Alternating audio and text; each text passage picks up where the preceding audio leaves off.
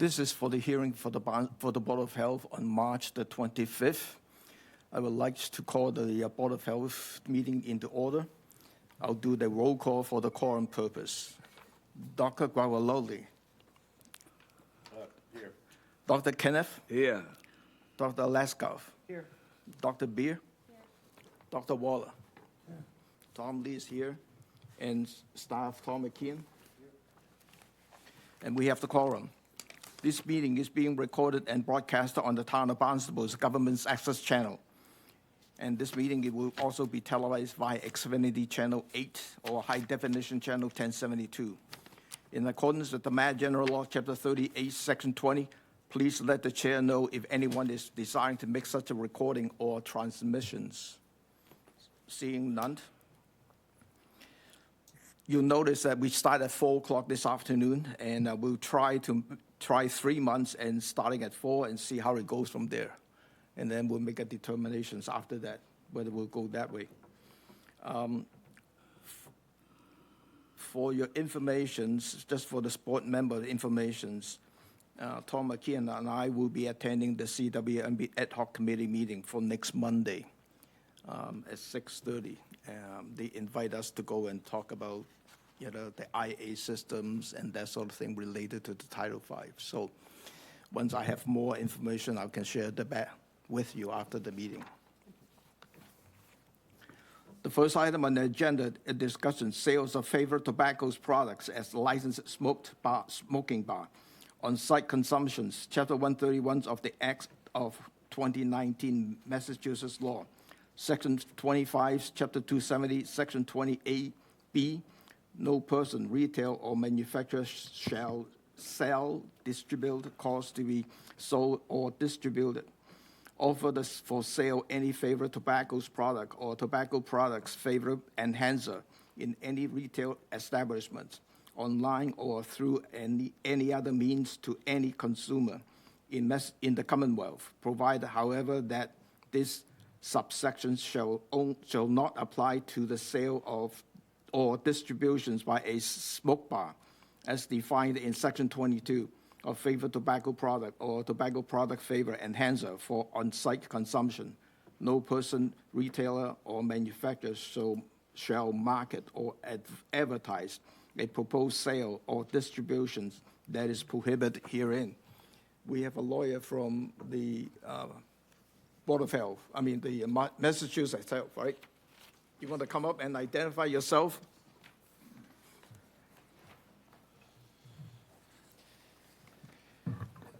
Christopher Banthan with the Massachusetts Department of Public Health.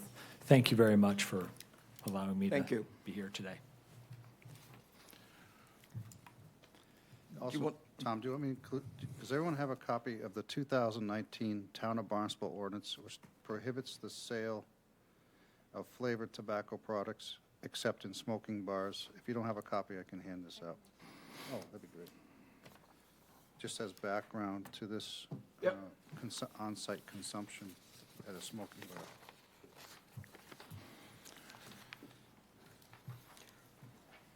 I know there was a conversation between Shell, your lawyer, that typically would come here for the with the violation. I know she has a conversation with Karen a couple of weeks ago, and that's what prompted these discussions. So I just want to lay that out. Go ahead. Thank you. So I brought copies of Mass General Law, Chapter 270, Section 28, but it sounds like you may have that before you. There were also state regulations promulgated at the instruction of the legislature, and I have copies of those, which also restate and provide more detail as to the tobacco flavor restriction. Maybe I'll give just a brief history of it. It was passed in 2019. Prior to that time, many municipalities prohibited the sale of flavored tobacco. largely because it was based on research and based on analysis of industry documents, used as a way to increase tobacco use and decrease cessation attempts. This was particularly effective amongst children, but occurred across the spectrum of all ages. So in 2019, Massachusetts, and there are other states, California has done this as well, decided that the use of flavors would be prohibited, and included in that menthol. In passing that law, there was an exemption allowed, and this is a smoking bar exemption that you just read. That was the intent and the purpose of that exemption was to allow for smoking bars, which had already been established largely in Worcester. That's where most of them are. And these smoking bars were primarily for hookah, also for single premium cigars, like a cigar lounge. And so it was thought that, okay, that exception will be allowed because that exception will not undercut this flavor ban. Smoking bars with that exception will not be a supplier of flavor products to people outside of those sites. And that's why it says for smoking bars and for on-site consumption. So that was the purpose behind this state law. And since it's been passed, of course, the consumption of flavored products has decreased dramatically. And in analysis by the Department of Public Health, the morbidity and mortality associated with tobacco, which of course is the leading preventable cause of death still in this country. About 450,000 people a year die from tobacco use. That has gone down significantly in Massachusetts because of this law. So that's the brief background. And as I indicated, I do have copies of the regulations, and I flagged them, some relevant language, and highlighted them. With your permission, I'll Yeah, hand them. can you give it to Tom? Is there extra copies there? Okay. Yeah, okay. So, Before I forget, Bob, there's a sign-in sheet, right? Yeah. Can you We're sign both? I You signed us sign it? both, I know. Okay. Thank you, John. Thanks. Thank you. Yeah. sure, yeah. So I flagged, just a brief note on that, I flagged two things on those, the state regulations. One is the first, it's on, I think, the third page, that says, okay, flavor products are not allowed for sale in Massachusetts except the smoking bar exemption on site. And then I flagged closer to the end of the regulation, I flagged what's called the preemption language, and this is indicative of the legislature's intent that if a municipality wanted to go further and afford a greater protection, public health protection, for example, something like nicotine-free generation or whatever it might be, the municipality has that flexibility to do so. But this basic minimum level of protection, according to these state regulations in the legislature, is the floor. It's the floor.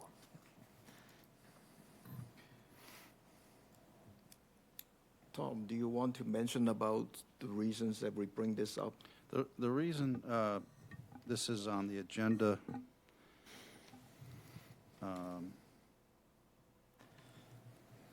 I can keep it short. I was asked to send an order letter to C.B. Perkins on Main Street, Hyannis, which is a smoking bar, to cease and desist from, not, to stop allowing people to just go in and purchase products, smoke it partially, and then leave. You're supposed to consume the product on the premises. The other option is to provide lockers for the remainder of the, for example, if they buy a pack of flavored cigarettes, put the remainder of the pack inside a locker. And I just want the board, before I send out such an order letter, I need the backing of this board if they decide to appeal in the future. But I need some assurance that that we are all working together. That's the only reason. So basically is when a consumer go and buy a pack of favorite tobaccos, they have to smoke it in the smoking bar, either one or two, and then lock it in there, and then not taking the product out the store. But now there seems to be some people buying it, smoke one or two, and then take the package out of the store, just for that one. So it's not fair to the other. Bob, are there any other towns in your territory that has the same issue? No, this is the only smoking bar between here and well beyond our area. So like, as Mr. Bantham indicated, I think there are 21 of them in the state, and at least half of them, if not more, are located in Worcester. And then the rest, the other maybe 10 are scattered around various parts of the state. But again, you know, this, again, I think the conversation was precipitated by persistent and consistent complaints from other retailers in town to my office, and also to DPH. When you know, over the past few years, as you know, we've had a few times where we've had to deal with them, with CB Perkins for various reasons, particularly this reason. But having not resolved it to the satisfaction of the local retailers, that particularly smoke shops and vape shops, who are directly hurt by the practice of allowing people to go in, purchase a flavored product, whether it be a vape or a pack of Newport menthols or what have you, take a small, you know, consume a small amount of that and then leave, effectively, you know, again, effectively allowing them to be a retailer on the same level as they are, the rest of them.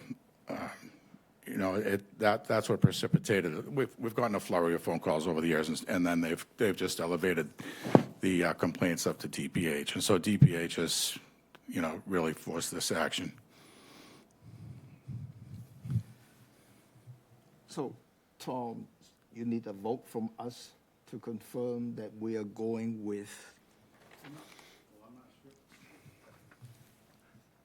I'm not sure if I need a vote, but I want to be reasonable in this approach. I want to give them sufficient reasonable time to build the lockers if they choose to do so. So do you think 60 or 90 days would be reasonable? I would say, you know, if you're going to send such a letter, I think it's a good idea to notify them that you're going to begin to, that you plan to enforce the law moving forward as it's written. You know, at least, I'd say 30 days, maybe 60. I mean, 30 seems reasonable enough to purchase something that you could use for that purpose if they so chose to go that route. And then every letter that we send out with such an order gives them the right to appeal to the Board of Health. And if they do so, they can ask for an extension or totally appeal. So, I'm sorry. Do we have to do that? Which one, the order letter? Well, I mean, if all we're saying is you need to follow the law, why are we wasting everybody's time by telling them that they can appeal something that is not following the law? Well, the legal department, it's a standard practice that they ask. I understand it's a standard practice. My question is, do we have to? I mean, guess- the bottom line is they're living in a nanny state. If you want to smoke Newport, you can probably go to New Hampshire or Rhode Island to buy them and buy a couple of cartons and cut back on your smoking, but this is what the law is here. Right. And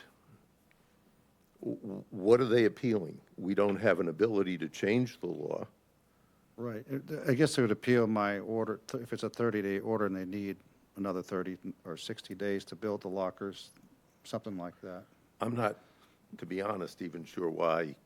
I mean, if they want to build lockers to accommodate the people who want to do that, that's fine, but I'd almost say 30 days and, you know, tell your customers that they can't walk out with the unsmoked pack of Newports.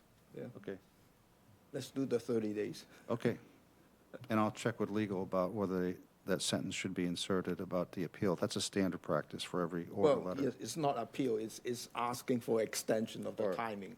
Or if they, That's what you're I should say if they request a hearing before the board, they have a right to ask for a hearing, is the standard sentence that we put in a letter. Before a body that can't change anything. Right, right. How does this change what we did before? In In April 22nd, 2019, I was the chairman, and we did the same thing. right, and, well, if I you mean, look so at I think the, it should be, you know, brought forward again and just to publicize it. sure, on April 22nd, 2022, the Board of Health held a hearing with C.B. Perkins for, very similar to this same issue. And that's another reason why we suggested this discussion, because the board wasn't on board with, we felt the board wasn't on board with this order. So now I'm being asked to submit an order in writing to them. I think there's a difference between not being on board with the law Right. and not being on board with the order. Right. I mean, we had discussed the lockers at that meeting, and there was discussion about that seemed unreasonable to some board members. And I understand what you're saying. Do you need a vote for us to do this backing or not? Are you all set? What do you suggest, Bob? Do you need a, Well, I don't think you need a vote. I mean, you know, the law is the law. So I don't even think you really need the 30 days. To be honest, they just notify them that they need to obey the law. Effective immediately. And I agree with Dr. Guadagnoli for once here on this. But he's right, you know, the law is what it is. And so, you don't, it's not like you've come up with a new policy and you're going to ask them to do something new. This has been in effect for 5 years. Yes. And they've been flouting the law. And, well, with permission the past 3 years from the board, from this board, you know? So it's just a matter of closing the loophole that was granted at that point in time and saying, okay, the game is over. Because it is a game that they're playing, you know? correct? Yeah. So, understood. You all set? All set, thank you. Thank you. Okay, thank you. Bob, before you leave, let's go to the second one. I'll take things out of order. Go to the so-called hearing. The second one is Mary Mazzolano, managers representing Speedway, 149 North Street, Hyannis, map parcel 309-226-001, flavored tobacco product offer for sales. Bob? Hi, so I'm actually Victoria. Mary's the employee. Yeah, at let me the go to store. Bob first. Oh, yes, thank you, I'm sorry. So I'm sorry, what was the date of this? I'm sorry, I didn't realize this was on the agenda. I know we had a sale of an illegal product. It was Black and Mild Casino, which has long been recognized as being a flavored product. Not a sale, I'm sorry. They had it available for purchase during a routine inspection. So normal protocol is to report it to the board. It's, you know, under state law, it's illegal. And this is one of those where, you know, it's a first offense. So it comes with the $1,000 fine and a suspension of 1 to 30 days, to, you know, depending on the board's discretion. Okay, thanks. Go ahead. Hi, so my name is actually Victoria. Mary is the employee that was in the store that day. So we were under the impression that the casino cigar was not flavored. Excuse me, As soon can as we it was ask- brought to my attention, I had them pulled from, What? Victoria, what's your last name for the record? Chalmers, C-H-A-L If you could just Can you print your mark it name down afterwards. on the attendance sheets? Sure.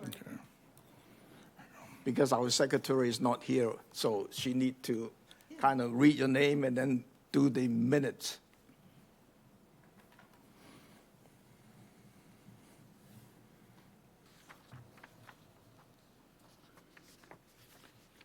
I'm not sure what.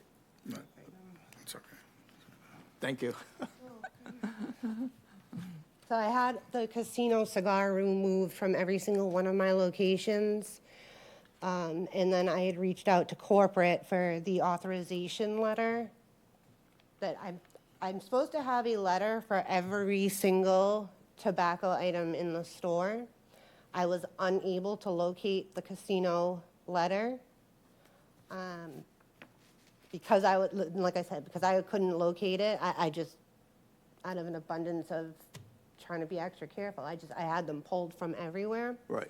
Going forward, I'm not allowing any of my stores to put out any tobacco products that get forced in unless I can physically go over to that computer and pull out an authorization letter from the manufacturer, whether it's RJ Reynolds, whoever it is. But yeah, I could not locate one for the casino. And sometimes they just force in new products to us. So in Massachusetts, I've got to be extra careful. Yeah. Before I go to the board members, any public comment on this one? Any comment from the board members? Because this is the first offense, so it's $1,000 fine. I think in the past, we imposed, 1-day suspensions in the past? Yeah. I think that Christmas Day. Yeah. So, go Yeah, ahead. So it is clearly a flavored. Yeah, it's been well-known. You know, it just, Weird. well, the reason you couldn't find a letter is that there isn't one that says that it's not flavored. So, But, you know, I'm sorry, so the tobacco companies actually provide letters to the they're, people? by the law, all Retailers? of, yes. Okay. So there's, all of the retailers are supposed to have a manufacturer's letter on file for every product that they sell stating that it's not flavored. The unfortunate thing for some of the retailers, and I'm very sympathetic to this, is that oftentimes, there are no consequences for the manufacturers and none for the distributors. It all falls on the retailers. I get that. So I tend to be very sympathetic and empathetic when it comes to the inspection process. When I find a new product, as I did in one of the other speedways recently, called another Black and Mild product called Lyric, worked with the manager there. It's a new thing. We opened it. So we both agreed that it's flavored. She took it off the shelf. Okay, that was so. But casino has been common knowledge for a long time that it's a flavored product. So in that case, you know, we proceed with the enforcement.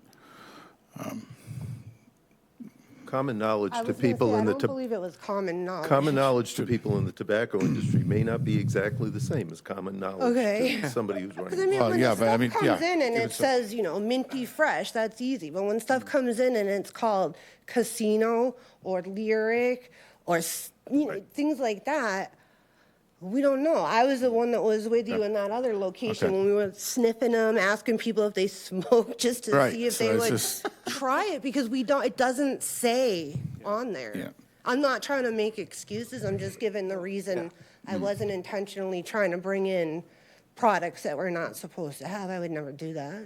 So we saw a picture of the product. It's not obvious to me. I never would have guessed it was a flavored product just looking at it.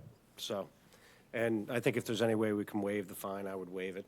But that's just one opinion. I don't think whether or not we sell flavored products in Massachusetts affects the overall nicotine consumption in the state at all. I think it maybe affects who buys which products and who has a bigger market share. But I think the reason we've seen a decrease in, flavored tobacco consumption is because over the last 5 years, because everybody switched to vaping, not because we're working with flavored tobacco products. So I don't think it's that big a deal. And I don't think a $1,000 fine for an unintentional error is necessary. With that said, if it happened again, it's a different story. I understand that. Bob, do we have any leeway in terms of the fine? No, Or it's this is the mandated by the law? state, yeah. Yeah, we've kind of fought that battle Yeah, and yeah. decided that that wasn't actually leeway that we had. I had very strong. Sad. It is. And that's kind of the reason why we also had to impose the restriction on selling tobacco products. And what we ended up doing was asking the retailers, what's the day that you tend to sell the least tobacco products? And they told us Christmas Day. So Christmas Day of 2025 is probably going to be the day that we Suspension. choose that you're not going to be able to sell Thank you. Well, let's tobacco. make a motion for that, huh? That's Yeah. about the only leeway that I think we've Right, right. Yeah. been able to figure out that we had. So could I have a motion to alleviate the fine of $1,000 and the suspension will be on the Christmas of 2025? Oh, wait a minute. Dr. Waller, do we have a full board? We have full board, so Yeah, we have a he's, full board. Yeah, that's. he can't move. Yeah, we, Yeah, he can't make a motion, so yeah. Yeah. Is the Christmas Day thing, I mean, does that make sense from your perspective? Yes, Okay. please. So moved. Second? All in favor? Aye. Aye. I'm in favor of the fine, but not necessarily the date of suspension. So it's what, 4-1? I think that's kind of cuckoo, but. Okay. Thank you. Thank you, Bob. Thank you, guys. Thank you. All right. Thank you very much. We'll come back to the first item, the so-called hearing continuing from February the 25th, 2025. Andrea Arajo, owner of the 7 Aaron's Lane, Hyannis map parcel 291-017-011, Ray Caratino, Warren Miranda, representing Miranda Excavating LLC, located at 1070 Route 134, South Dennis, Massachusetts 02660, and Edward Stone, representing EAS Surveying, located at 141 Route 6A, Sandwich, Mass. 02563, disconnections of septic tank and on-site nitro system components and installations of new septic system without obtaining a septic permit during November the 2024. It's Andrea here.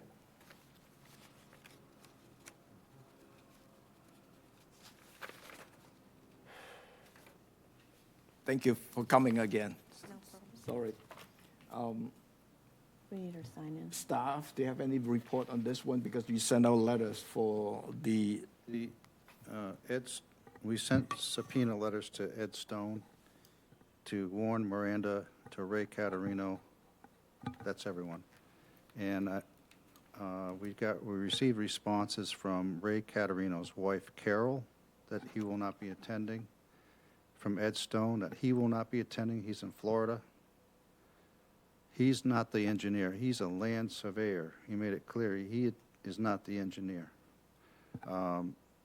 Ray Catarino's wife made it clear that he is not the installer. He has not worked in years. Not capable. So Warren Miranda, are you here? He's here. We have one person here.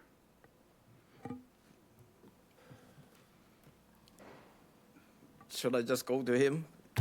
I think we heard your story. We know where you come from. And I think we need to sort it out.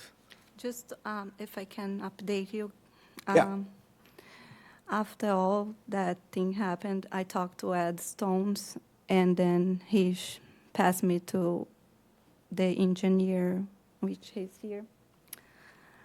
He will take care of the SAP plan. We already talked last Saturday. I already pay him. He will take care of finish the project that Ed Stone started. He's in Florida, and then he will come back in April. Okay. Yeah, because Stone is a surveyor. From the stem on the as-built drawing, he's a surveyor, so he's not an engineer. Yes, the thing was that he told me that he will take care of everything. And then I was like, okay, so I'm apologize. I know it's my No, fault.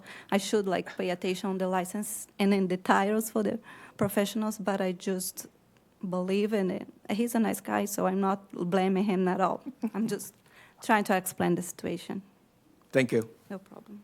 Miranda, do you want to come?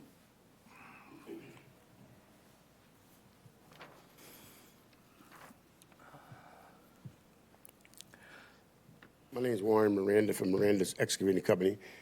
I guess I'm here because she said that I installed a septic tank. I never installed a septic tank there. When I went there, the phone call I got was to do excavating for the addition, and that's what I did.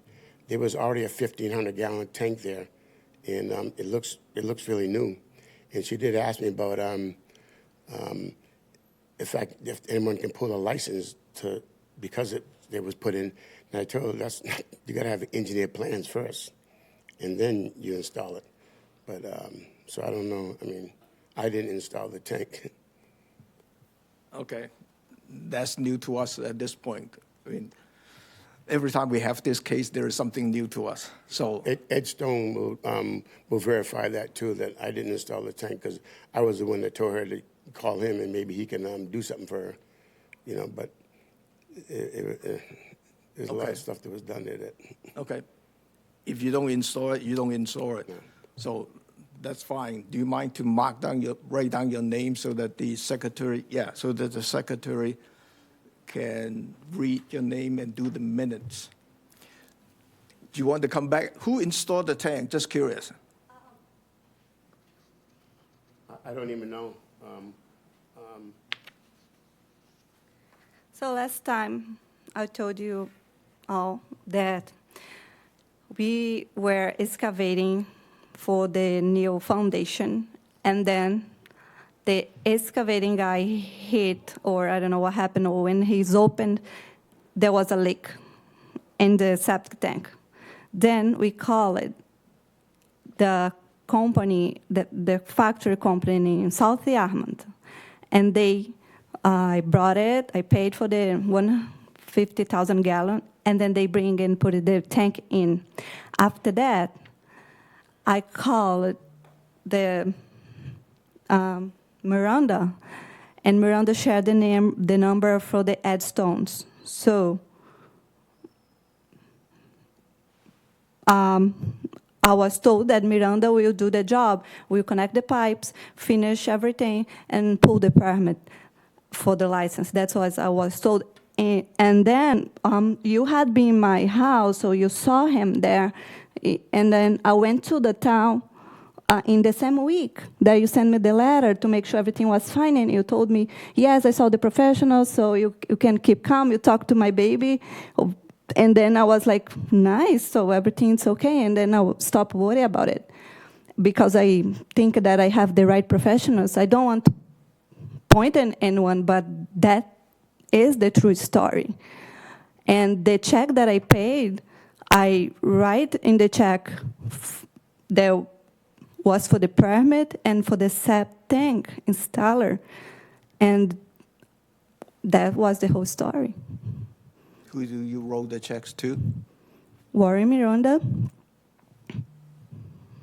So on the check, it writes down the installing the septic tank? I wrote, no, the septic tank was already there. The septic tank was already there when I got there. And, Do you want to speak on the mic? someone put the septic tank in there without a permit. It wasn't me. When I got hired to do the excavating for the addition, when I did dig at the addition, they even broke the tank. Whoever put the tank in, they broke the tank. When I was digging, I smelled sewer. And I told her, I says, this tank's hit. And I said, I don't know where it's hit, but the sand is all wet here. It shouldn't be like this. And then she just kept telling me about pulling the permit. I said, you can't pull a permit until you have a set of plans by an engineer. You can't just go digging and putting a tank in, you know what I mean? It's been very difficult to get information from day one. As you can see in the complaint, the owner's husband wouldn't give us any information when we went to the door. Instead, he said, this is not my house, this is my wife's house. That's the answer we received. It's been very difficult to get any information until the day I finally saw Ed Stone there drawing on a piece of paper, and I was told that he was taking care of it. So I thought everything was being taken care of, and here we are 4 months, 5 months later, and it still has not been taken care of. So that's why we're here today. May I ask a question? Who did you call, Ms. Arroyo? I don't know if I'm pronouncing your name correctly. Who did you say you called in South Yarmouth to replace the tank? I brought the tank for them. Oh, I'm sorry. You want to speak to the mic? I forgot the name, but I can look at here. I brought the tank from the factory who sell the tank. And I think so. I don't. Yeah, Acme Shore. I'm not sure if that's the correct name, but it's in South Yarmouth. And they bring the tank and put the tank in. So that it's the part that we did. And then it was a Saturday. On Monday, we talked to to Miranda. Then Ed Stone was involved because he shares the number. I was thinking he's the engineer, but he's the surveyor, but all right. And that's the story. The tank was placed in with the factory guy, and he did the pipes and told me that he will pull the permit with Ed Stone's set of plans. But we never got Ed Stone's set of plans. And then I find out he's in Florida, and he will not come back until April. And then I find out that I needed an engineer instead of a plot plan. Was the situation. Roland, did you do the piping connections? No. When I did the addition, when I did the addition, Yeah, go ahead. when I did the addition, the whole place was quite a mess. But anyway, that was a pipe hanging on the wall. Yep. And when they dug the hole, they didn't dig the hole wide enough for the addition. So when we dug the addition, the pipe fell in the hole. I had told her before when I was digging, I said, look, you got to go another 5 feet, and you're getting too close to the pipe. But I put stakes on the pipe to try to hold it up, but it didn't. The pipe wasn't even glued. So the piece of the pipe that was alongside the foundation fell in the hole, and I did put that back together. I had called Ed first and told him that the pipe fell in the hole, and he said, well, it'd be like an emergency because she got kids there because it's a daycare center, and just put it back together and glue it. And so that's what I did. But Christine might want to see that. Yeah, Christy she has not seen it yet. I don't think the board members received this. And Andreza brought this to the last meeting, one copy of the plan that Ed Stone provided with the new tank. Does anyone want to see this plan? No. And the site is also a daycare? The home is a daycare? I have a family daycare home. Oh, okay. Thank you. Hey, How old are the children if I at can this make a daycare? comment. Are they, Yeah, what Dan. age range are they in? Between 3 months and 5 years old. So they use the bathroom? They do. Well, That some adds- of them, because a baby will be diaper changed. So that adds to the flow. That's what I'm getting at. Yeah. Tom, I'm wondering if, in the interest of efficiency, rather than spending our time trying to figure out how this happened, what do we need to do to fix the issue? That's exactly, we want to move forward on this. Yeah. She needs to hire a licensed installer to obtain the permit. And Tom Lee has contacted someone from the Clean 2 Nitro Company to make sure it's up and running, and we've got to get that back up and running as soon as possible, the innovative alternative nitro system at this property. And we have an engineer who said he's going to be working on the plan. So what she needs to do is find a licensed installer, or Mr. Miranda can obtain a license from our office if he takes the exam. I'm not interested in going back there. That place is a mess. No, those are the options that we just want to flow out and trying to resolve this. And this would take some time. So, we were talking about whether we give them 60 days to sort all this out. And before this meeting, I kind of contacted John Smith from Clean2 for nitro. You know, what is the condition of the nitro system right now? And he mentioned that they may have to look at it and replace some of the media in the nitro systems. And there is some O&M fee and stuff like that. So they have not submitted the proposal to her yet, I don't think. So it's coming. So I want, John to go and do all this stuff, mix and tell us that the nitro is working fine. Then we can accept that piece as far as the nitro goes. But we still a licensed installer to apply for the license to make it perfect. And then John can go and look at the wastewater flow and do, if there's any variance required, then he can apply for that. Am I right, John? The setbacks. Yeah. And that's what the tank is. Yeah. The setbacks of the garage. Right. And then do the wastewater flow that you're asking for, right? Yes, someone should update that if it's, I'm sorry, someone should update it if it's going to be more than 440 gallons. Because right now, the property is approved for 440 gallons per day. Right, right. So we need to give a period of time for a certain number of steps to happen, an intervention in the short term. Right. And a long-term plan for a license.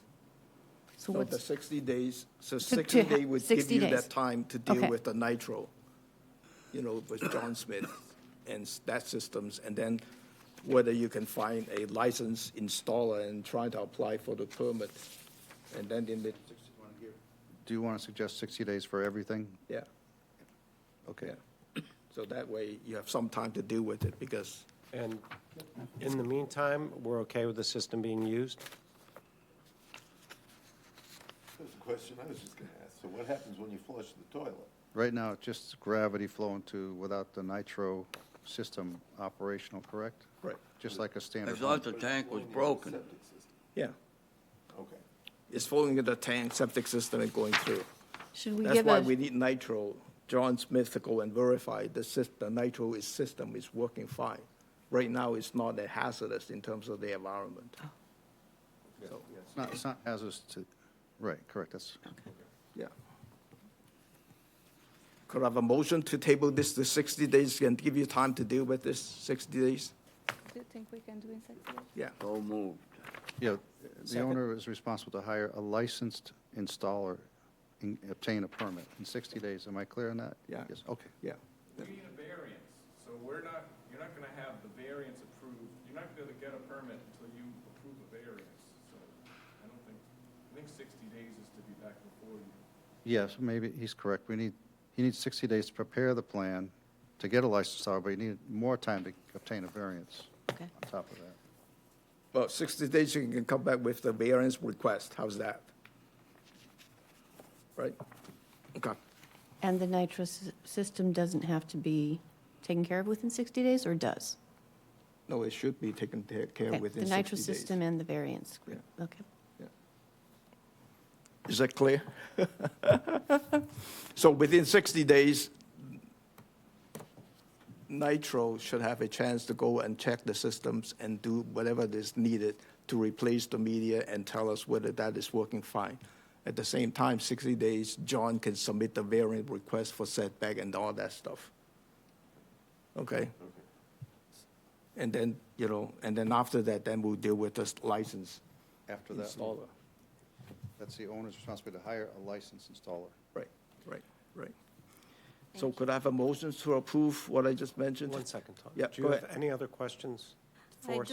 I do have a Thank question. If I remove this nitro system, what's happened? If you remove the nitro Yeah, system? man, just random questions, just You would have to revert to a 3-bedroom house without the daycare. because I have to pay the nitro system like $12,000 a year. I don't know, kind of that $1,200 a year. It's a lot of money, and then the situation. I'm really thinking about it. I don't know, but Well, what's the reason that we asking for the nitro initially was a 3-bedroom unit, 3-bedroom house changed to a 4-bedroom house. And nitro was the options to reduce the nitrogen on site. and that's allow that house to be at 4 bedrooms. And also have a daycare business. Right. So I have to So keep, the extra bedroom and the daycare business puts a bigger stress on the environment. so I have to keep the nitro anyways. Or give up the Or- bedroom in the business. Yeah. All right, I'll think about it. That's your option. I'm just a question because you asked if I have one, I do No, have yeah. one. Any other questions? Or? No, I think I am clear. Okay. Tom, is there somebody this young lady can speak with questions? I mean, as this goes forward, Yes, certainly, yes. you?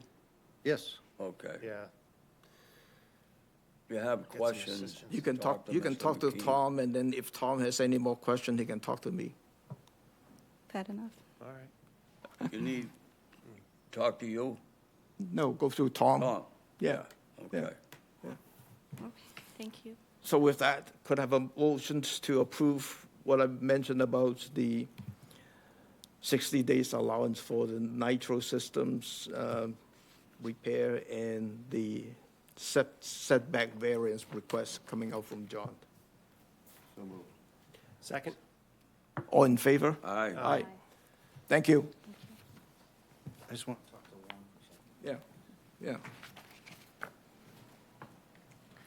The next one is a septic variance. John O'Day representing Lena and Edward Laketsky, 129 Hayes Road, Centerville, map parcel 210-095, phase 1 of the CWMP failed septic system variances request from 310 CMR 15.305 State Environmental Code, Title 5, and from Section 360-44, deadlines to repair failed septic systems, Town of Barnstable Code.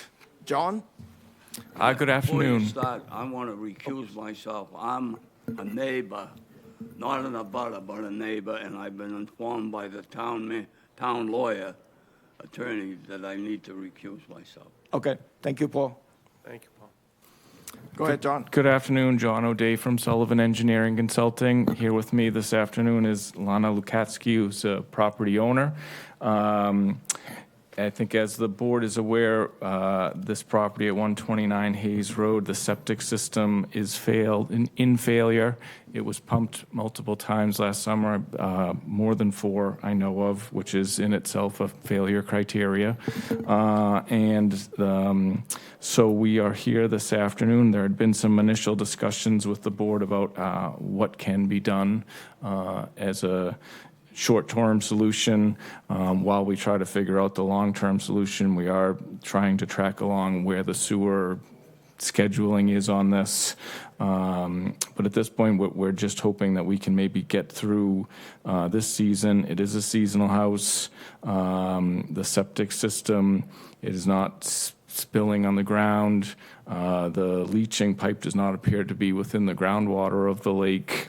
It's just an overtax system, and by their pumping that they were doing at the end of last season, it seemed to be keeping that at bay.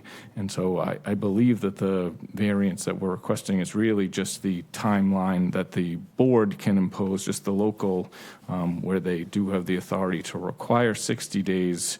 I don't believe that we were looking for any variances to the Title V requirements. They allow 3 years, I think, so. But that's where we're at, and we're here before you this afternoon to continue these discussions on the matter. Thank you, John. Can you make sure you sign your name in there so that and Well, John plus too, it just- both? Yep. Yeah. Any public comment on this one? None. John, do you know when the sewer is available for that area? Based on the map that the town has on the website, I think it was updated in like February, they're still putting this at like 6+ years, which I think is surprising to hear and really surprising to the owners and other people on the lake. So I think it's something that we do intend to be checking in with the engineering DPW to see if there's other information on that. Based on my experience, usually it's later than earlier. Tom? As far as health staff comments, we request consistency on these types of requests. We had on Pond Street a request for a smaller holding tank, and we insisted on a 2,000-gallon size in conformance with the Title V. And also, you've had on Breeds Hill Road a 2,000-gallon holding tank for just that one bathroom. So we suggest just to be consistent and meet the state code in regards to the size of the holding tank. That's all I have. Thank you. And we also received a comment letter from the abutter regarding to this. I'm not going to read that letter out loud in the sense that the abutter does not want to read the whole thing. And I just want to mention that she has a couple of concerns for these locations. And for consistency with the regulations, I think we should go with a 2,000-gallon tank volume-wise, because now you can use the existing 1,000-gallon tank and put another 1,000 in to make up as a 2,000, and give a high-level alarm so that you know when the tank is going to be full, considering that we're at least 6 or 7 years or more. I think that we certainly understand and have had the discussions that if that is the schedule, that maintaining what we have would not be a viable situation. I think that what we were hoping for was just, and to be honest, even to get a tight tank approval from the board and installed and all the other things for the summer is kind of a tight schedule at this point. We were just hoping to maintain and not be technically a tight tank through the summer, but to just have relief on the timeline for an upgrade, whether it's an upgrade or a tight tank or where the town situation is at. But we weren't, I think at one of the initial discussions, the board had suggested perhaps we could convert the existing to a tight tank, and we did explore that, and then we knew that some of these other matters came up, and I don't know those other cases, but I think that maybe that was their long-term solution. We weren't requesting this to be a long-term solution. We were just requesting to be able to get through this season and kind of be reporting back in the fall with an ultimate solution. One of the two is permanent. Breeds Hill Road is permanent, but Pond Street is temporary until sewer is available. As you know, it's right on the Right. corner of Finney's Lane. It's a second house in. But I think one of the issue is because of when you occupy the house, then you have to pump it. And the frequency of the pumping, that causing a concern about the odor complaints and all that. That is the major concern. Which we'll have to do with a tight tank, too. Which would still be a concern with the tight tank. Yeah, when you have a tight tank of a 2,000, at least that's the minimum size, and allow you a longer period of pumping. I mean, a longer period before next pumping. That's all. I mean, think about it and see whether you can do it, because timing-wise, like you said, yeah, you have to draw up the pictures and stuff like that to apply for the tight tank permit, but that is this right now seems to be a solution for you. Yeah, as we looked up last summer, they pumped once a month, but there were 2 months where they pumped twice a month. Remember? Right. And that's a lot of pumping on a dead-end street with the neighbors having to deal with a pumping truck on that dead-end street. Do you want to say something? If I can just add, for me, this is sort of just this season. Our plans, we purchased a house and we've been waiting for town sewer. We would like to build a new home. And we've been waiting for town sewer to start that process. At the end of the season last year, I asked, and they said that it was going to be about 2 years, maybe 3 years. So I was very surprised to learn that it was like a 6 to 7 year window at this point. And so we were just hoping to kind of get through another season or two. We only occupy the house for about 10 weeks over the summer. And that's it. Otherwise, the home is winterized. We shut the water off and there's no usage for most of the year. We could definitely look into adding a tight tank and larger, but for me, I was hoping that could be a longer-term solution as we plan our new home. So if town sewer is 6 to 7 years away, then we need this longer-term solution, you know, whether it's a new septic system or we have to explore further. I was hopeful that it's only like 2 years away, or 1 to 2 years away at this point. We can get through this summer and then start building and, you know, hook up to town sewer very soon. That was in my mind. I just learned like a couple weeks ago that it might be 6 or 7 years. Were those other systems in groundwater or failing to the ground? I mean, is that, Yeah, the Pond Street was right at the On street part groundwater. of it is, Yes. yeah. The other was at was at Breeds Hill, was because of the terrain. It was too far to the sewer. Right, right. Tom, can I ask a couple? Yeah, go ahead. How many bedrooms do you currently have in the house? Officially 2, and then we have like an attic space. And how many 2 people are bathrooms. typically there in the summer? So I have 4 children now, so it's my husband and I, and our 2 of them are away at sleepaway camp. But we're a family of 6. Okay. Plus friends of the kids? Plus friends of the kids, So, when they're home, but they're away for most of the summer at this. so pretty high occupancy in the summer, more than you'd expect for 2 bedrooms, it seems. I'm not sure why we're waiting for a solution, because you'd need to have a solution that has to last for 6 years until, you know, septic gets there, and then you can build the house that you want, right? Because you won't have any restrictions once you have septic in terms of the bedrooms and so forth. Sewer. But why are we putting off a solution now, particularly when the lake had to close for a month because of bacteria issues? And, you know, the neighbors, you know, it's a problem. And it's hard, I don't know how the board can just put this off. I mean, what are we waiting for to make a decision? We need a solution. I mean, then we can give you time to implement that solution, but I don't think we need more time to figure out what the solution is. We need to pick a solution and then implement it.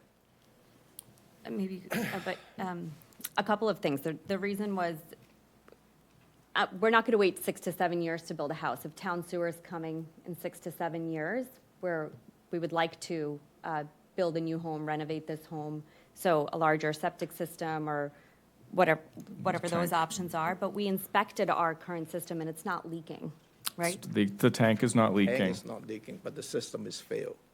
Yeah, the system's failed, so it's failed. And you're right on the water, on a peninsula, in a vulnerable area. Right. It's a tough situation.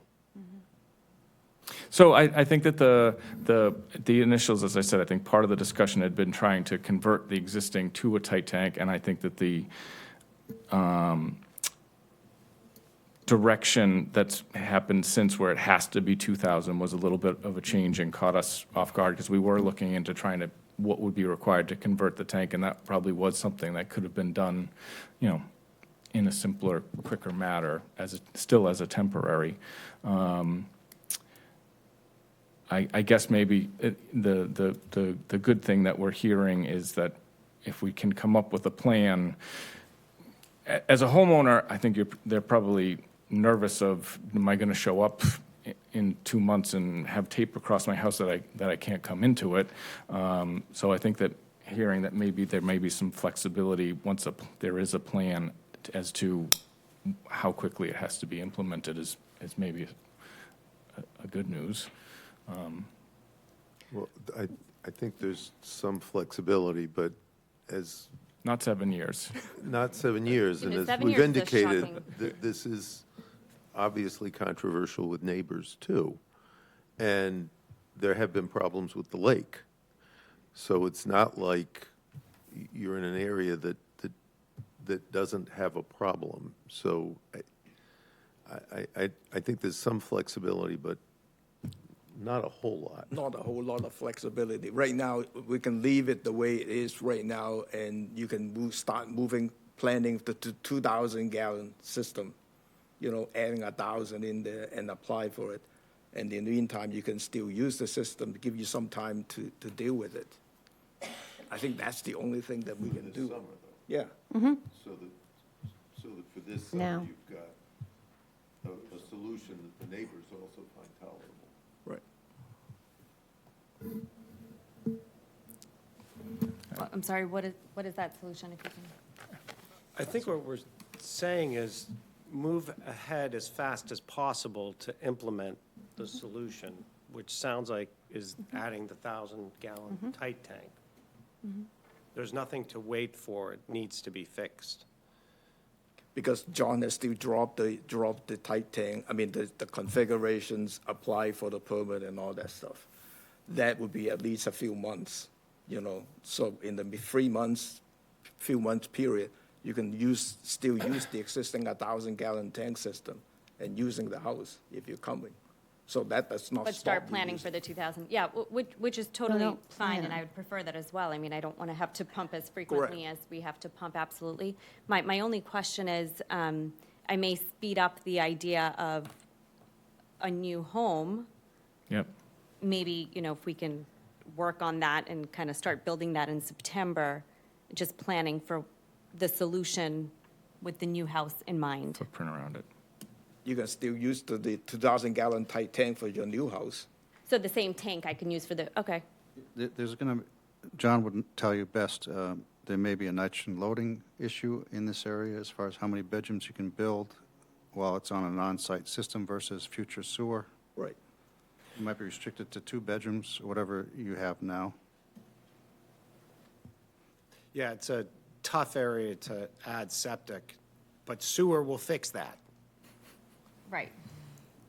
However, a two-bedroom home for a six-person family is, I mean, Is going to be difficult. I mean, we're not looking to obviously expand our footprint, but just build up maybe a little bit and just have some, again, we're only there for 10 weeks and 2 of our boys are away most of the summer. And then we travel a little bit, so it's our vacation home. So open space is fine, they can share, you know, we have a large home at home. And we actually like the coziness, just the layout is kind of difficult for us. And we just want more open space. but when you design a septic system, a two-bedroom home isn't for 6 people. Okay, And that's part of the problem is 6 people, if the septic system, the volume of the septic system is based on the number of bedrooms, but there's an assumption as to how many people are in those bedrooms. And it's not 3 people in each of the 2 bedrooms normally. But John can figure it out. Yeah. In terms of the flow-wise. Perhaps make the bedroom larger than normal and maybe some bunk beds or something. We can that was figure our vision anyway. Yeah. Like to bunk bed, I mean, we have 3 boys and 1 baby, who's still in diapers, so we have 4 kids, but.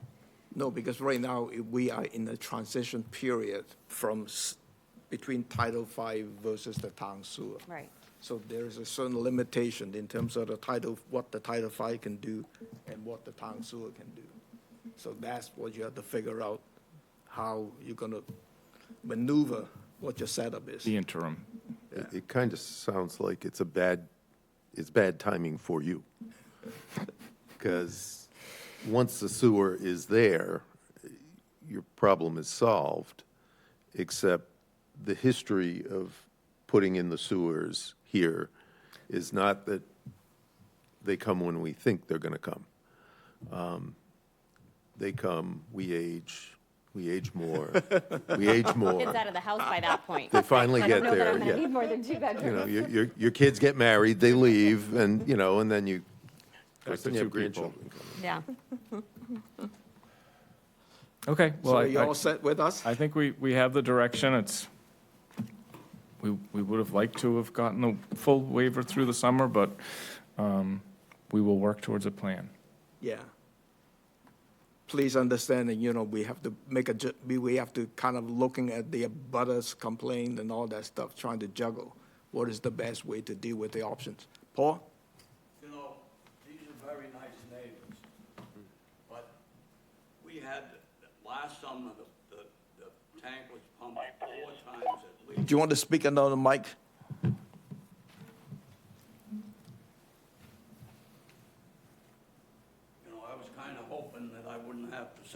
something, but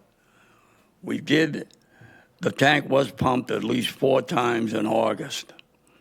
And the smell and the whatever was incredible for us, for the neighbors. And this house was bought with a failed septic system. The septic system has been failed.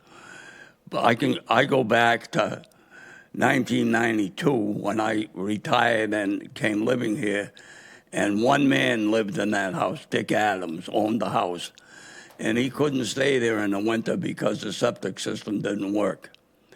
And the town never made them repair that system. And so I think the least you can do is have another 2,000 gallons tight tank put in there before this summer. And as far as the sewer is concerned, just this past week, there was an article in the newspaper that said that the $50 million that the town was getting from state money for sewers has been dropped to $10 million this year, because I believe the governor is using the money to house the migrants. So we get all our problems. But I mean, the neighbors get along very well. They're very nice people.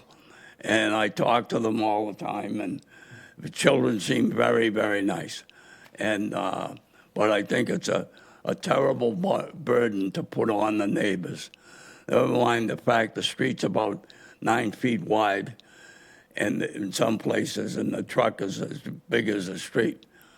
So I think something should be done immediately.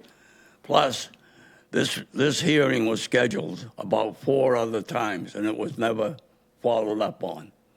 It was canceled at the last minute by Mr. O'Day at least 4 times. So I think there was a hearing in September, and then nothing in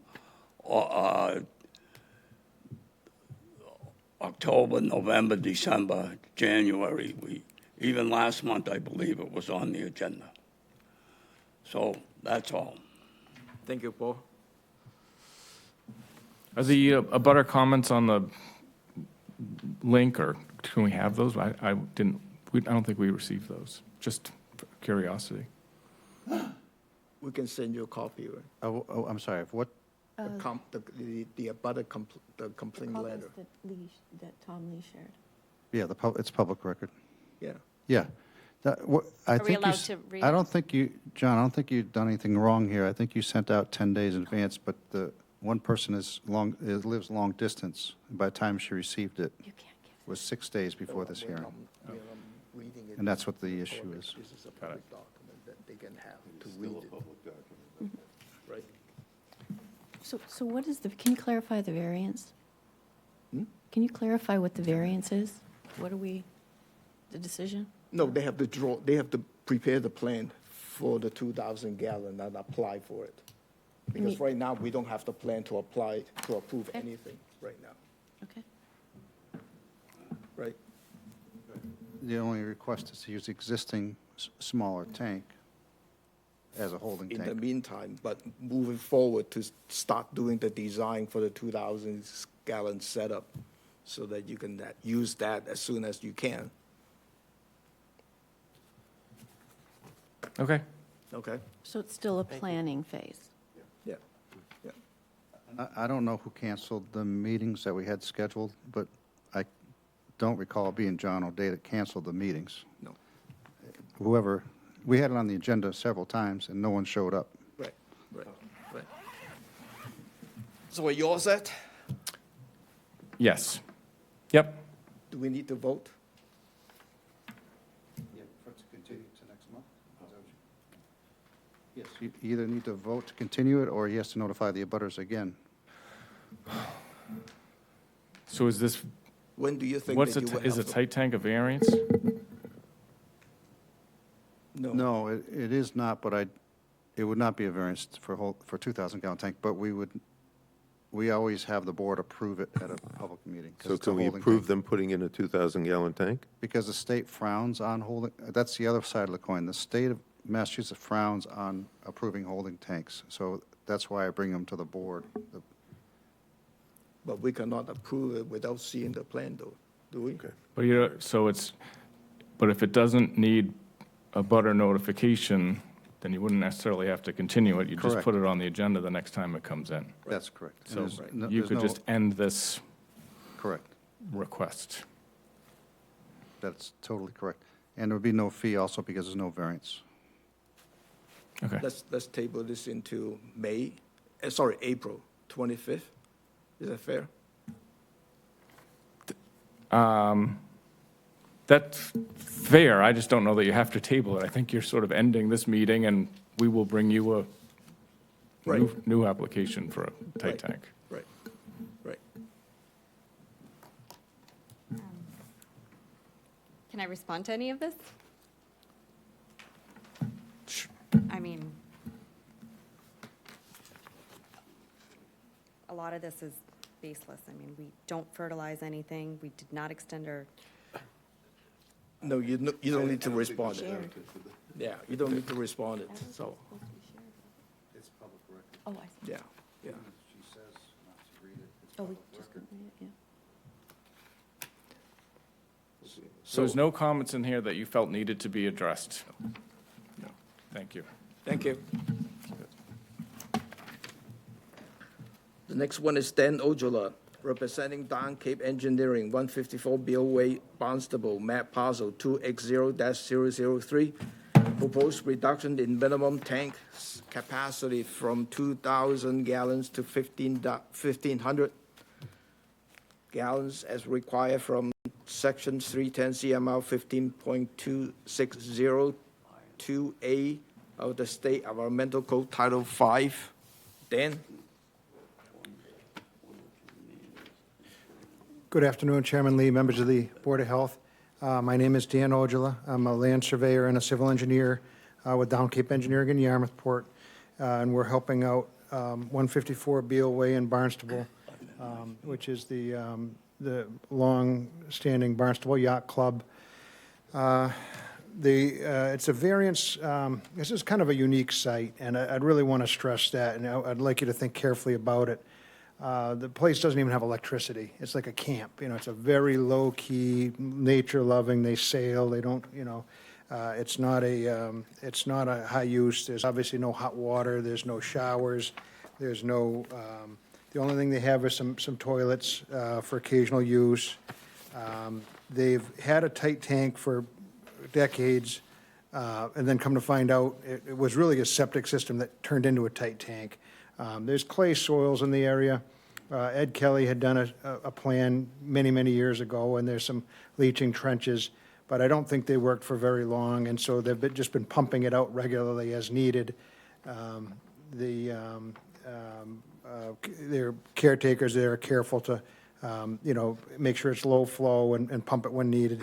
They've averaged only about 80 gallons per day, and they're only there for a few months during the summer.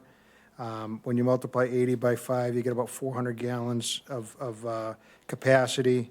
We're proposing a 1,500-gallon tank, which would have a 1,000-gallon working volume, so almost twice what we really need. There is technically on the books a requirement for 2,000, but to save the members money, and since it's been working so well, we're hopeful that in this unique situation that you could consider a variance of just the 500 gallons. Again, I'd stress there's no persons living here. It's not even a one-bedroom house. There's no laundry. There's no showers. Just a little bit of black water is needed. I'm sure. So that's very low use for the bathroom facilities. And, could they install a leaching field? And again, Title V and the state don't like tight tanks. In this area here, it would probably be tough. They do own property further up, but would have to pump it up, and then it still ends up in the aquifer here, and they're trying to protect the resources. As I said, they're super nature conscious, and really don't want to be putting wastewater into the harbor where they swim and bathe and sail and contribute to any problems. So since it's so low flow, I agreed to bring it in as a tight tank with the variance request, and I think it's reasonable. Certainly, if they end up pumping more than they anticipated, we could put in a much larger one, But again, they're only there from, I think, late May till Labor Day. They had a little sketch of their building there. But it's 2 low-flow toilets, 2 lavatories, sinks, and they estimate about 7,500 gallons on the whole summer. No showers, bathing, cooking, nothing like that. There are a couple of rinse stations, but we allow those, and they're cold water, so they'll be quick. And that's a lot of the water use, and the tennis courts are clay, and they put a little water on them. So they do have a water service, but again, no power to the site. It's very natural, very native, very eco-friendly, and the existing H20 tank has been serving them well for many, many years, decades, and it didn't seem to me to be too harmful to allow it to remain. They did spend the money to pave Beal Way. It's a nice, smooth surface for the truck. No real problems turning around down at the end. Again, since it's so seasonal and such a minor low flow use, I think it would qualify for a variance. If anybody else comes in without electricity and all these other metrics that you could consider, I don't think anybody else has this low a flow. And so I think for those reasons, you could find a variance without setting any unusual precedent, even though every site that you look at, you obviously do uniquely and carefully on its own merits. We did note in here that we looked to connect to town sewer with a pump station E1 going all the way up to the street, but even though there's sewer in the street out front, to our surprise, because we weren't mapped in the comprehensive wastewater management plan as a needs area, they didn't allow us to connect. And so that was disappointing. I was very surprised, but this is the next best thing. Instead of a mechanical pump, we just have the truck bring it to the plant, and then it's treated to, low parts per million and properly done, not put in the clay right near the salt marsh. So that would be the request. Again, I know you usually stick to 2,000, but here we're at 1,500 is very close, super low flow, no bedrooms. Be glad to answer any questions if you have them. Thank you, Dan. Any public comment on this one? Tom? Yes, staff suggests, well, there was some confusion on what this yacht club actually is. First of all, we had some confusion when we discussed this as a staff as to if it's a yacht club, what is the actual use there? Why is it called a yacht club? How is this property used? But if it's used on a daily basis, the minimum size in Title V is a 2,000-gallon tank. Right. So I guess, Dan, we just don't, as a staff, we don't fully understand how this property is used. It's called a yacht club. Yeah. So what does that mean? What is it used? Well, it's nothing like Hyannis Yacht Club where you go for dinner and you have the functions and all the water use. These guys don't even have electricity. I mean, when it gets dark, it's dark, I mean, somebody might have an iPhone with a flashlight, but no, it's seasonal. It's just like it's a hangout spot where the kids go. There's a couple of picnic tables. They have sailing lessons. I actually was lucky enough, my grandmother paid for sailing lessons when I was little. We went out on a Beetle Cat. It's lovely, lifetime love of sailing because of that experience. And, a couple of tennis courts, but it's not particularly crowded. There's a number of members, but it's not heavily used. The summertime, they have, a few events there, but again, it's never been a problem to have that 1,500-gallon tank. And, if it was any kind of food prep or anything like that, everything that they would do there is take in, take out. There's no bathing or cooking facilities. And, so you're basically talking about 2 toilets, and the manager that would go in there, and flush the toilet a few times a day. Again, it averages in the summer to be 80 gallons a day. It's hardly any flow. Historically, the reason they call it a yacht club is because it's boats and it's a private membership. It's been privately owned since, I think, the 30s. The pier that dated back, we rebuilt the pier 20 years ago, but it was a beautiful long pier for many years. Bunny Howard's boats next door, since sold to the current tenants. So are there docks? Are the boats docking there's there? all and people- moorings, moorings. So you row out, or a little tender, and you go out to the moorings. Barnstable Harbor has a 9-foot tide, so at high tide, you can swim off the pier. almost anywhere. Low tide, you got to go way out near the end. There's beautiful salt marshes there. They have an old tractor that they pull boats in and out with Bunny Howard. It's very scenic, very low-key. You'd never know it's there. What's the difference in the cost between buying a 2,000-gallon tank and a 1,500-gallon tank? Well, it's a lot because the 1,500 is already in the ground, and it's a good H20 tank, so it's there, and so the cost would be almost nothing. It would It's just a tight tank? It's used as a tight tank, yeah. What happened was, many years ago, well, rumor has it, many years ago, that the outlet was just sealed because it wasn't working very well, so they just has been using it for a tight tank for 20 Oh, years. how old do you think it is? Well, we know the age. It was put in about 25 years ago or so. Ed Kelly did the plan. It was prior to the 95 code change. But it's a, rugged H20 traffic-rated tank, 1,500 gallons in size, and, it's been functioning for... I mean, it's there, so you don't... Yeah, it'd be that's the zero reason cost. You want to use it. Yeah, and we wouldn't have to do a wetlands filing because we're not really digging. So it would save them a lot of money and cost. And, if for some I think reason, it would cost to put in a 2,000-gallon tank. well, I don't know, you're probably, let me see, I just bought components for a system. It was about $8,000. So it'd probably be about... 8,000? Well, the tank, I would guess that having a tank installed and so forth, it'd probably be 20 grand. Yeah. It's clay, it's tough digging, you gotta, get in there, get the water, you gotta have big machinery, and you're making a big mess, whereas right now, it's just existing, and it's, all we have to do is put the cover up, polish up, make sure it's, give it a check on the water tightness, and put the alarm on, and Correct. they're And ready to The other go. alternative is to add another 1,000-gallon tank in series to this tank, to add up to at least 2,000 gallons. No, That would be a little 500. more economical if we were gonna do that. I would ask that, So 500? No, because the existing is 1,500 already. Right. Yeah, it's 1,500, but I don't think they make much smaller than 1,000, so that would be an oversized at That's that a point. good idea. Yeah. Yeah. Dan, how often is it being pumped now? About 4 times according to this, it would have to be pumped almost 6 or 7 times in the summer, But, it's a low-key event, That's $1,800 or more to pump it. yeah, but they're willing to pay it, In fact, I'm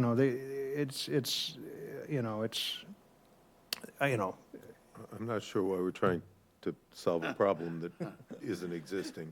I mean, this is working by the sounds of It's it. been working for 20 or so years very nicely.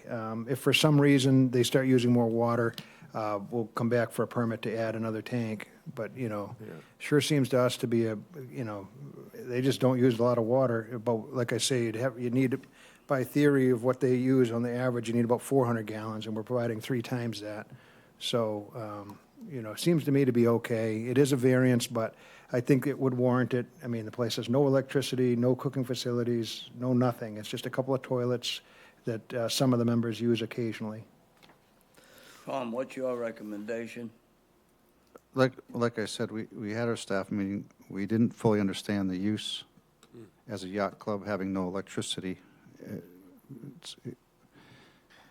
But if it's demonstrated, that there was a discrepancy in the water meter readings, I will add, your numbers were a lot lower than, say, records from several years ago.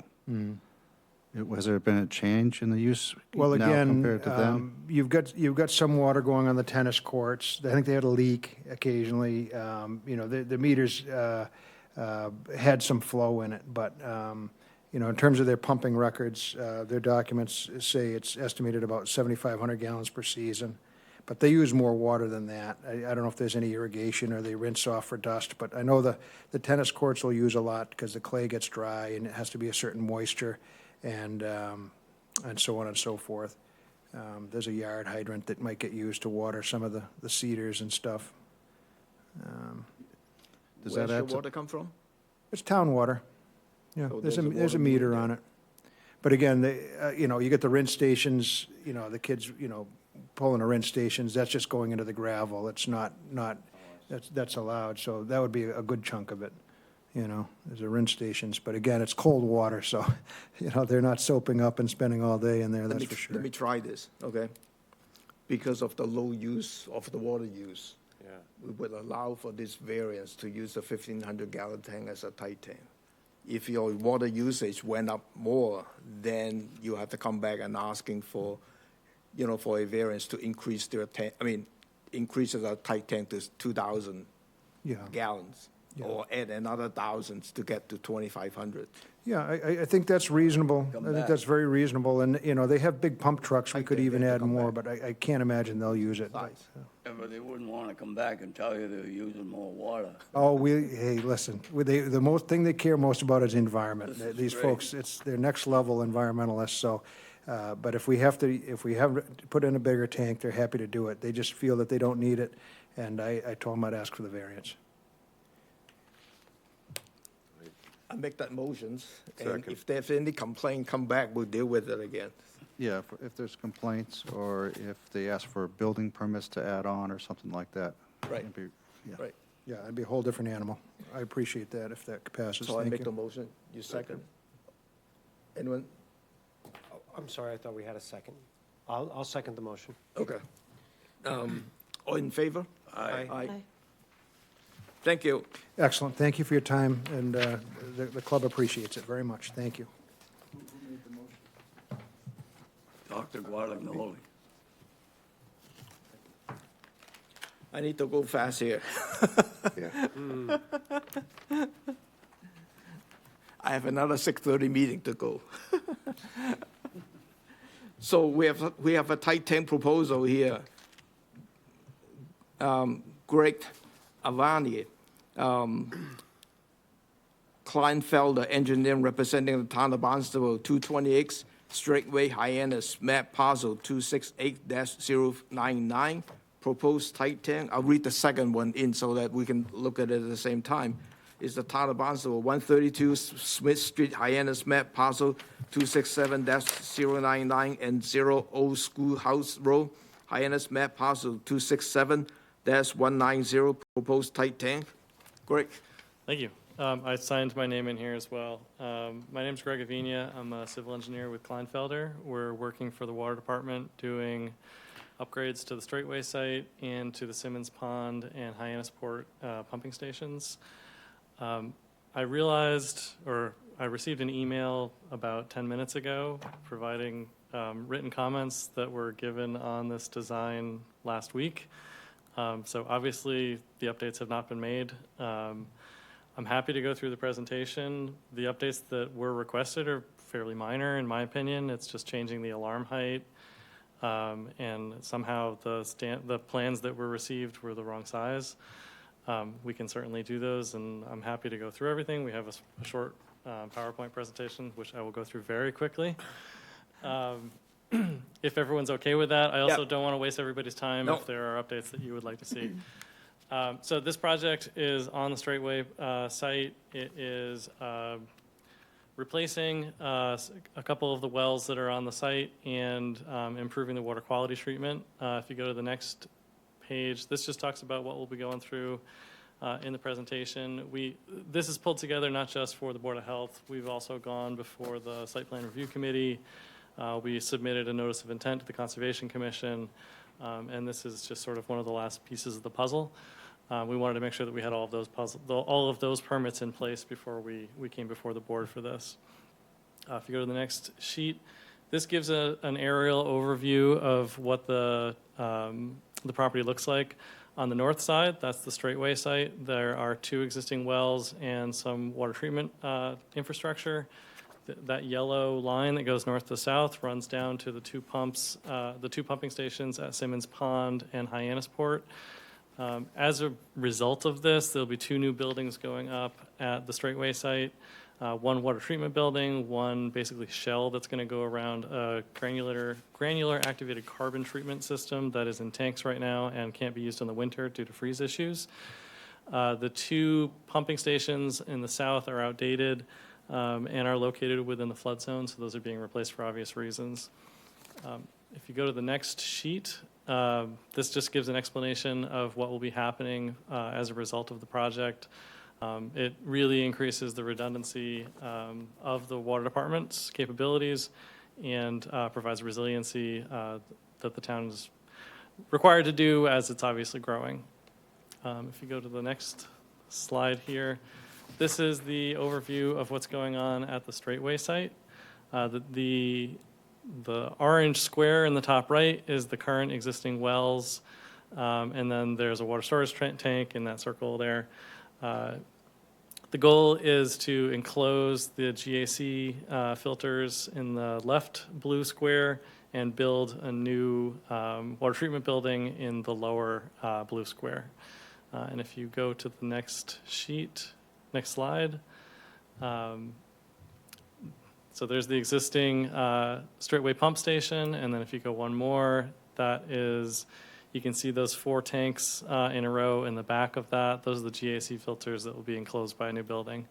And if you go to the next sheet, this just gives an idea of what the enclosure around those GAC buildings will look like. There's no sewer coming out of that, so it's not a huge impact for this. But if you go to the next slide, this is the Straightway building, which will obviously be large enough that it requires a toilet. The only usage that's proposed, like, this is mostly water treatment equipment. So the usage is only, I think, like 3 employees. It's not a huge amount of impact. When we ran the numbers, I think it was something like 30 gallons per day, but we're sized for far larger than that just by the nature of the tanks. If you go to the next slide, this will bring up Simmons Pond and Hyannisport. You can see those 2 orange buildings. Those will both be raised and replaced with new pump station buildings at higher elevations. New wells will be developed for those, and only the Hyannisport building will have a bathroom. The Simmons Pond is small enough that it doesn't require it. And if you go to the next slide, this just gives an idea of what the buildings look like. They're basically small sheds. And on the next slide, I realized that I'm asking to keep hitting next slide, so I apologize for so many. The basis for the tight tank applications, normally we would never come before the board and ask for them. Because this is within a Zone 1 and so close to public wells, if it's within 400 feet, we're required to be a tight tank. One of the tight tanks that we're proposing is about 405 feet away. But the well is likely to be redeveloped and replaced in the near future, or within 5 to 10 years, which would, based on the space that's available to the water department, would probably move closer to the tight tank. And so in both cases, we kind of fall under this criteria. If you go to the next slide, this is up at the Straightway site. You can see 403 feet away from the public well. Once the well is redeveloped, and that's just our estimate of where it would likely go, we'd be about 350 feet away. And if you go to the next slide, it just gives a blow up of what the piping looks like. It comes out of the building, shoots over to the left, and goes into the tight tank. And if you go to the next slide, it'll show the Simmons Pond site. You can see here, because the well is actually within the structure, it's only 30 feet away as opposed to 400 feet away, but basically the same thing. The design of each of them is basically identical. If you go to the next sheet,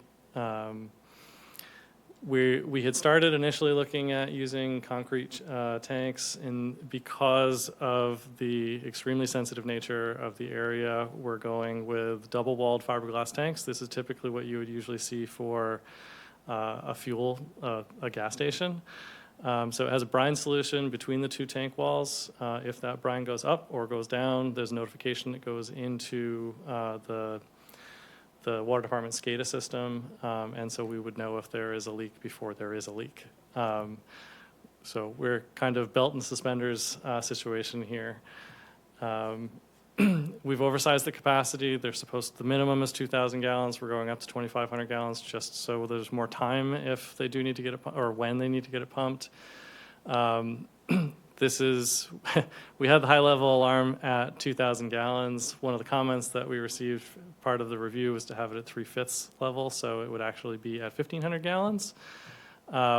And we have anti-buoyancy measures out here. We've done borings. We know what the groundwater level is, but if it were to surcharge in an incredible storm, these tanks are designed that they could be completely submerged without having a buoyancy issue. And if you go to the next sheet here, There are some changes that have happened at the request of the water department that obviously there was a little bit of a coordination issue receiving the comments from you guys and getting the updates in. Some of the things that we would like to change is what is on the plan right now is to have PVC pipe. Based on the correspondence with the plumbing inspector, we need to use cast iron, so the goal would be to use cast iron all the way from the building to the tank. We would wrap the cast iron with poly wrap, which is basically just a very large tube sock made of polyethylene to go around the tank, to go around the pipe to reduce any risk of corrosion and deal with any leak that might occur. And this is coming out of the Straightway building. We are crossing a drain line, and we had the pipe encased in concrete just as a leak preventative. But in lieu of replacing with cast iron and putting in the poly wrap, our hope was to remove that just for accessibility if we ever did need to maintain it in the future. Like I said, the comments that we received from the board that didn't make it onto here were changing the elevations of the high-level detection, providing the right size stamp plans, and then there was a recommendation that the notification system for the high-level alarm be sent to a phone number. We can certainly put that in, but I will say that when the high level goes off, it's tied into the water department's SCADA system, which is monitored 24 hours a day. So I would say that this is one of the more likely to be responded to immediately out of any tight tank that you would normally see. So I think I covered everything. I tried to go fast. My question would be, or what our hope would be for approval where we can come back for administrative review and approval based on the changes that are on here, but I completely understand if that's not acceptable. So let's finish this one at a time. So any public comment on this one? Staff? Staff has no objections to the request for the board to grant the variance and to review the plan that's revised after this meeting. If there is a problem, we can always have them come back. Yeah. But Yeah. as long as it meets the code, the state codes, we would have no objections. And I don't believe there's a variance on this. The tight tank is usually not allowed, but it's allowed because it's part of a water, the town water department. So I don't think that's technically. So was this all purely informational then? Well, the purely info, plus the tight tank that is coming in front of the board. Yes. We had submitted To it. have a tight tank. Yeah. We had submitted it initially. We had been requested to submit it as a variance application. We pulled everything together, and then it was determined that it wasn't a variance application. So Right. I think it just Every proceeded holding that tank way. goes to this board without, and most times there aren't any variances Right. required. Right. But every holding tank comes to this board first for approval. The state frowns on holding tanks, Yeah. frowns upon that, so. Right, right. No, I don't have any issues as far as the high-level alarm changes, and then you're connecting the SCADA systems, SCADA system-wise. You have operator looking at that constantly, even, 24/7. So, that's a lot better than the phone line, to me. Yep. Any question from the board? No? Could I have a motion to approve the tight tanks with the changes on the high-level alarms, and then submit the change to the staff for review and final approval? Second? All in favor? Aye. Thank you. Thank you. Thank you. We got 3 sewer connection extension requests. The first one is Peter and Donna Colon, owner, 8 Sunny Road Drive, Hyannis, map parcel 273-215, phase 1, SEWH 24-412, requesting extensions to connect to the public sewer. You must be Donna. Hi, yes. Hi, I'm Donna Conlon. Thank you for giving me the opportunity to share with you why we're asking for this extension. So first and foremost, it would be a financial burden if we had to hook up right now.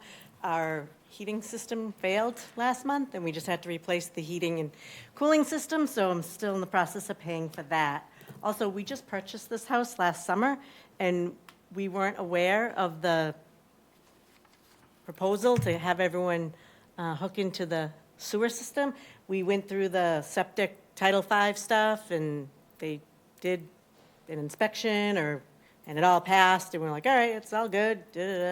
Unbeknownst to us, the previous owner had been in contact with DPW. Letters had gone back and forth. So the previous owner knew that it was coming soon, and that information wasn't disclosed to us, so we were like, huh, okay. And also, it's just my husband and myself, and we're only there on the weekends. We plan to occupy the house permanently, full-time, within 5 years, but we're not there yet. We kind of found the house a couple of years too early, but we loved it, so we got it. So we're only there on the weekends. There's only 2 of us, so we're just asking for an extension to hook up to the sewer at a later time. Thank you, Donna. Any public comment on this one? Staff?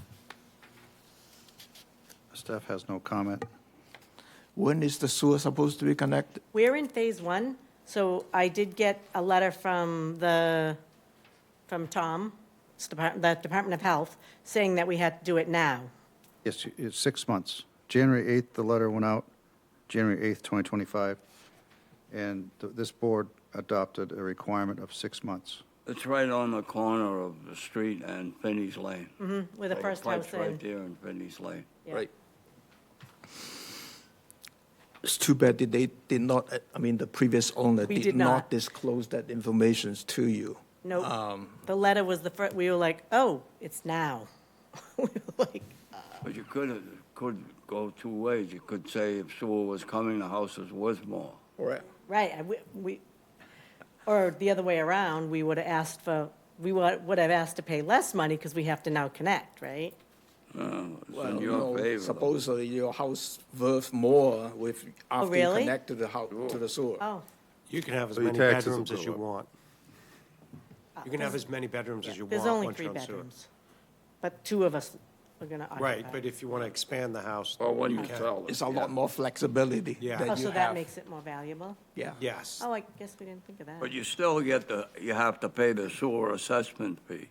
Yeah, yes, the betterment. Yeah. Yeah, Kelly explained that to us, that they can put that on the taxes over 30 years or something. Whatever, yes. And there's a interest rate, a small interest rate with that. In the past, we have not been granting anything more than 2 years as far as the extension goes, because 5 is too long for us. Okay. Because we like you to connect as soon as possible. And in the past, we look at each situations and then make a determination whether we extend it 1 year or 2 years. Okay. And if, because there's also funding available right now in terms of connecting to the town sewer. And those are options, you should take a look and whether you can qualify that or not. Yep, yeah, I did look. The issue is, we had to get a loan to pay for the heating system. So, I mean, the pennies only go so far every month. I don't know if we would get approved for another loan, to be honest. That's a county loan, I don't know They're whether that, county, yeah, it's through the the county. county loan, Right, but I still have to pay it back every month, right? Right. yeah, but you can go over But the you can go over 30 years. payment period It's how with long? them. No, you can discuss with them as far Oh, as the how long? payment, how long Yeah. that you can do it. So there are some options. I know there's a lot of people calling them, the Aqua Fund, Yep, for these that's on the website, discussions yep. and borrow the money too, so, I believe the heat loan is only 10 years, correct? 7 now. 7. yeah. This one is much longer. It's longer? This loan is Yeah, this is longer. The Aqua Fund loan is longer. Is that okay. If you qualify, I mean, depending on what your income is, you can qualify as a low interest, whereas if it can be 0 or 2 Yeah, I don't- percent-wise yeah. interest, so. So I'd like to make a motion, we grant 2 years. That'll Okay. give you time to figure it out and to understand the financing. That would be great. Okay. I didn't realize that you normally do 2 years. That'd be great. Yeah, yeah, Okay. because we got complaints from DBW that we're granting too much variance, and that's not they want us to do, because they want the town spend a lot of money to build a public sewer. Yeah. So it's better for the citizen to connect to the sewer. And the So- environment. Correct, and regardless whether you have a good Title V or not, so. Okay. So you make the motions, anyone second? I'll second. All in favor? Only two? Only two. What option do we want? 2 years seems like a long time. There's no avoiding the solution. not I mean, avoiding. you gotta hook up. Yes. I mean, the house it's a second home, it's worth what it's worth, the money's the money. You know, it's not like we're delaying because there's gonna be some other solution that becomes available. The only solution is to hook up. I mean, I'm okay saying, 6 months to figure, and come back and see if you figured it out by then, because we haven't actually researched how much this is gonna cost you. We just know it's going to cost, but we haven't really looked at solutions. I mean, I'd rather see you come back in 6 months and say, you know what, we figured it out, we can deal with the money thing. It's hard, it's a precedent. May I comment? Sure, of course Yep. you can comment. So we did, Kelly did give us an approximate estimate of $6,200 for the betterment, which we understand we have to pay no matter what.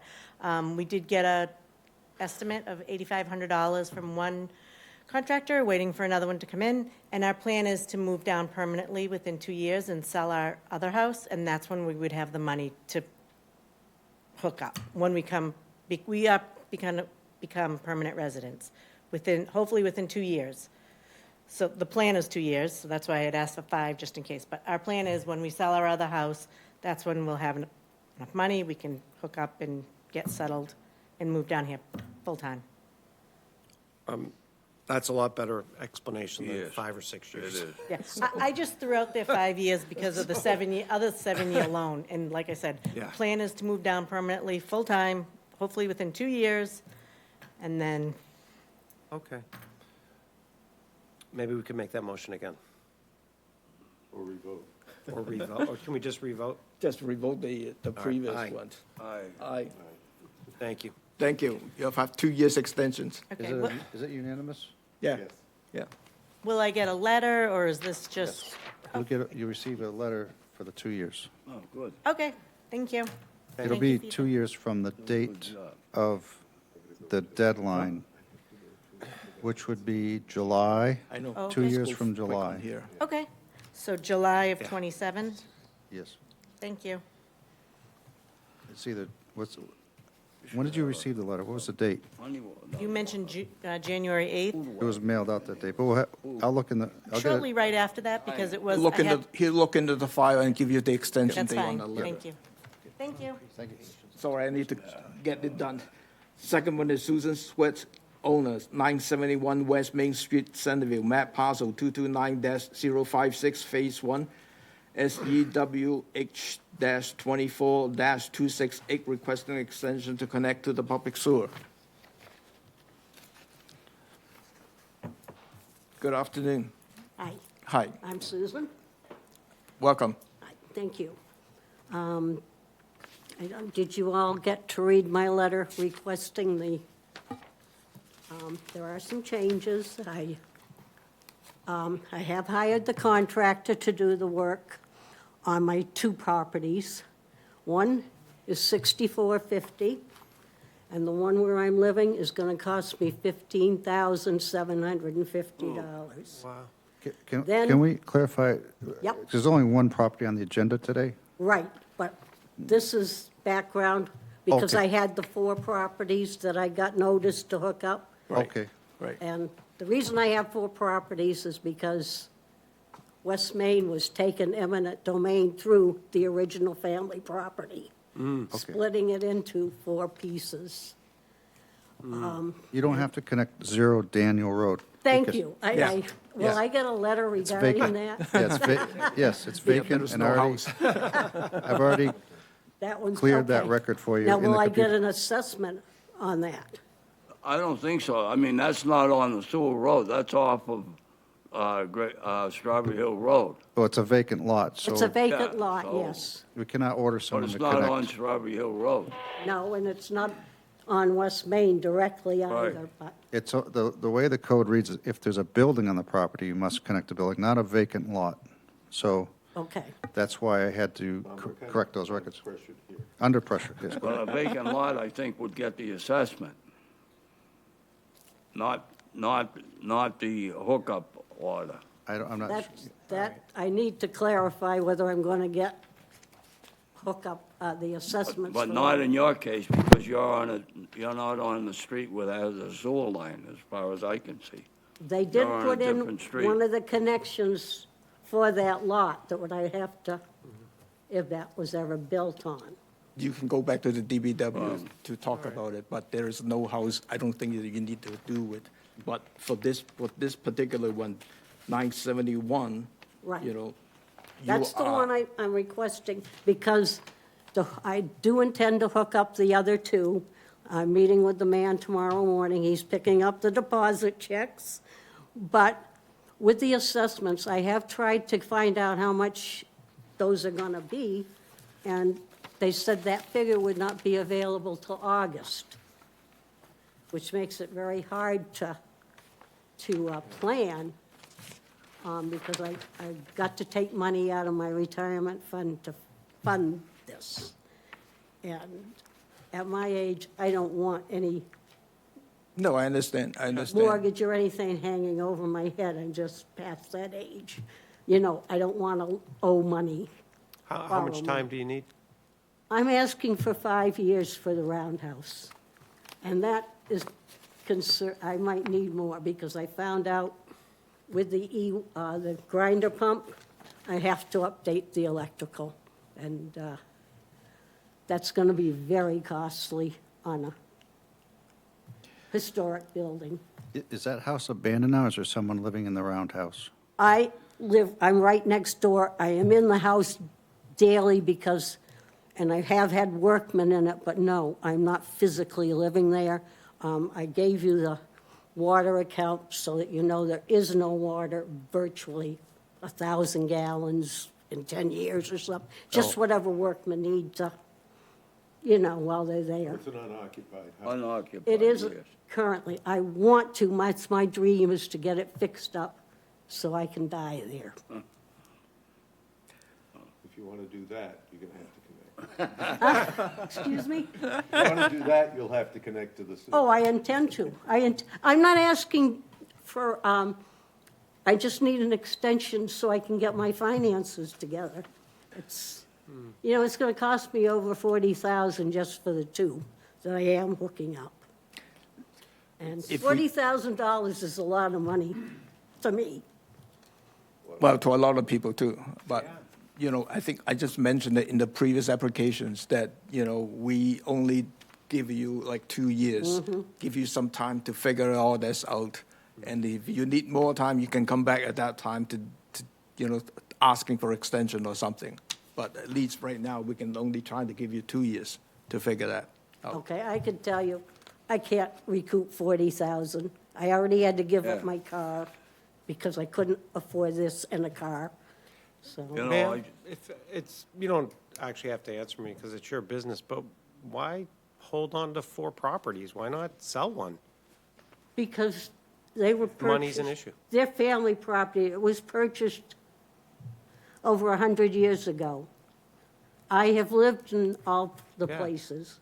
They're sentimental, yes. Sentimental And I value. want to, I have one that's rented out Yep.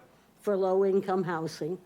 When I get the roundhouse done, I'd like to rent out the other one that I'm living in now, but I can't.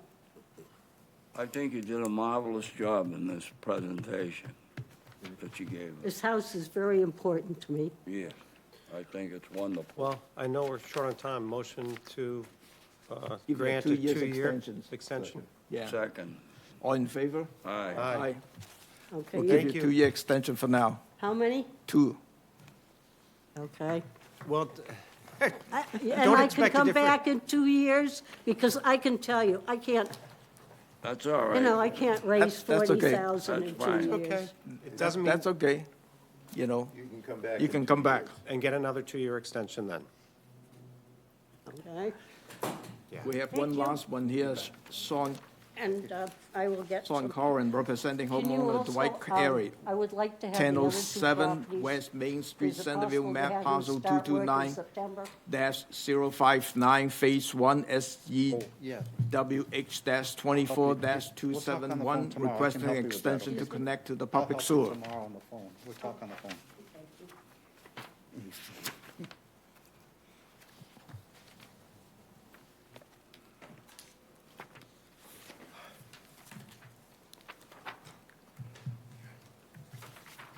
Hello. Greetings. Uh-oh, 7 against 1. This doesn't look good.